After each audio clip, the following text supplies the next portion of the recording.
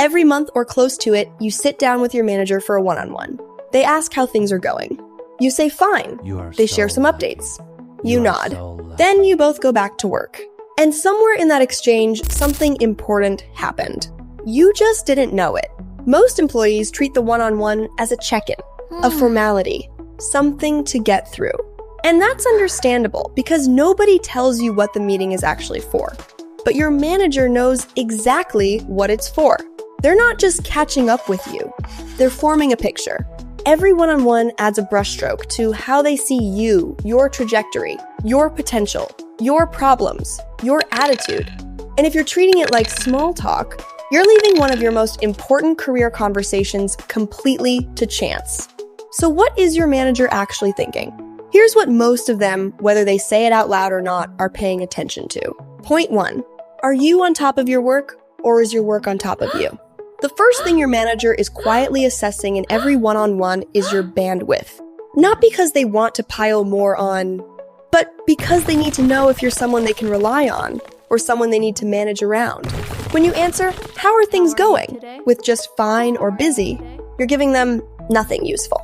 The stronger answer shows awareness. I'm on track with X. Slightly behind on Y, here's why, and here's my plan. That answer tells your manager you're in control. And control is what they're looking for. Point 2. Are you thinking about your work or thinking about the business? There's a version of your job where you complete tasks. And there's a version where you understand why those tasks matter. Your manager can tell the difference, usually within 2 or 3 conversations. Employees who only talk about their own workload stay in their lane. Employees who occasionally connect their work to a bigger outcome, a team goal, a company priority, a problem the manager cares about, signal something different. They signal readiness. You don't have to do this every week, but once a month, bring something that shows you're thinking beyond your desk. But hey, before we move to point 3 and 4, please make sure you're subscribed with Work Unwritten if you haven't done so. Going back, here's point 3. Are you someone who brings problems or someone who brings problems and options? Every manager expects problems. That's part of the job. What separates people in their manager's mind is what they do with those problems. If you bring a problem with no thinking attached, your manager has to do the work. If you bring a problem with even 1 or 2 possible directions, your manager sees a partner, not just a direct report. This is one of the smallest habits with one of the largest returns. Before your next one-on-one, for every problem you plan to raise, spend 5 minutes thinking about what you do about it. That 5 minutes will be noticed. And lastly, point 4, are you growing or are you just maintaining? Your manager has a picture of where you were 6 months ago. In every one-on-one, whether consciously or not, they're comparing that picture to who you are today. Are you asking better questions than you were? Are you handling things independently that used to require guidance? Are you showing up differently? Growth doesn't have to be dramatic, but it has to be visible. If your manager can't answer the question, how has this person developed?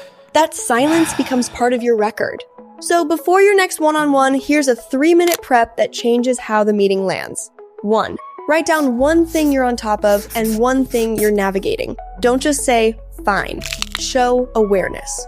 2. Find one connection between your work and something your manager cares about. A team goal, a current challenge, anything beyond your own task list. 3. If you have a problem to raise, bring at least one possible direction with it. You don't need the answer. You just need to show you've thought about it. 3 minutes of preparation.